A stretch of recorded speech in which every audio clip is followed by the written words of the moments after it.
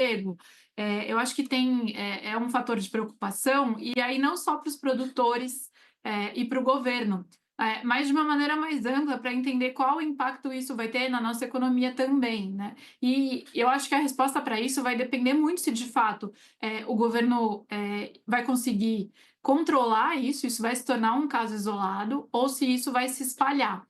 E apesar de não haver um motivo para pânico, eu acho que esses alertas que são trazidos aí pela reportagem da Folha de São Paulo e o exemplo do que aconteceu nos Estados Unidos, eles são suficientes para ligar um sinal de preocupação aqui para a gente no Brasil, porque lá a coisa saiu de controle de certa maneira. E aí, falando de certa maneira, não, saiu de controle. A gente está falando de um aumento de mais de 200%, por exemplo, no preço dos ovos nos Estados Unidos, de 2020 para cá. E a principal razão foi justamente a gripe aviária, que acabou, inclusive, contaminando ali gado e etc.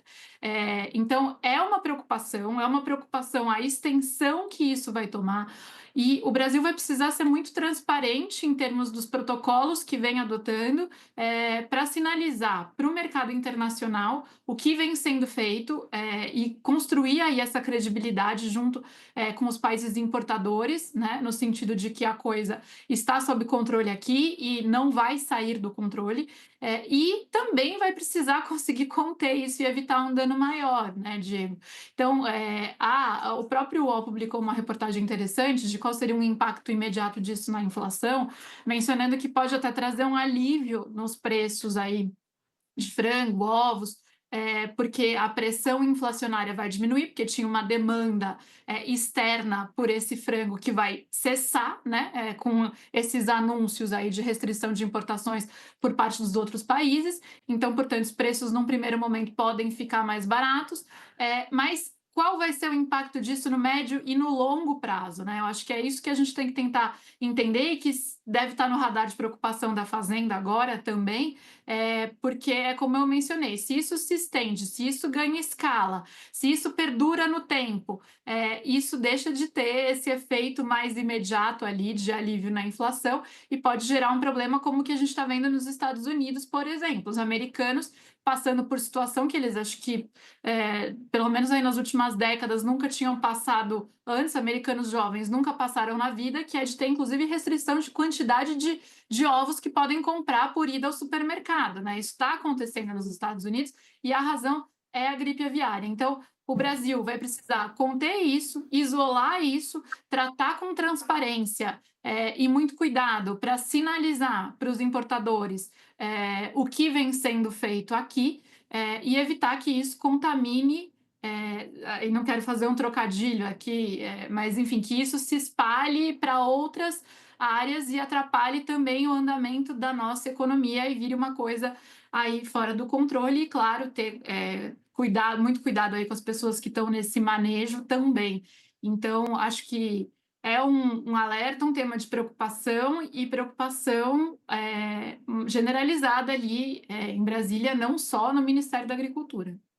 Deixa eu chamar o Felipe Salto, que está conectado conosco. Ele vai comentar outro assunto, mas, como dizem, né, soldado no quartel, é isso. Eu já vou passar aqui uma pergunta para ele sobre essa questão, Salto. Se pode repercutir na economia, a Beatriz falava sobre isso, né? Claro que pode. E também se isso tá trazendo consequências para o mercado. Grandes empresas nacionais são exportadoras de frango, né? Boa tarde. Boa tarde, Diego. Também cumprimentar a Beatriz e a Ana Clara, que eu estou vendo aí também, e a Carla, que eu estou vendo aí também.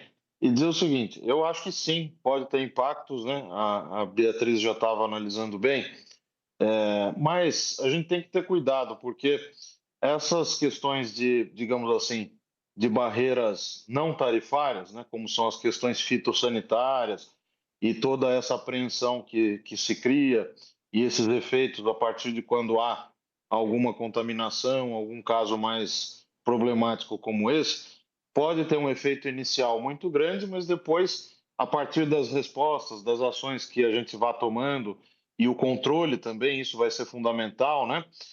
Que vai se estabelecer aqui por parte das autoridades, esse efeito inicial mais forte, que eu acho que vai acontecer, pode acabar se dissipando.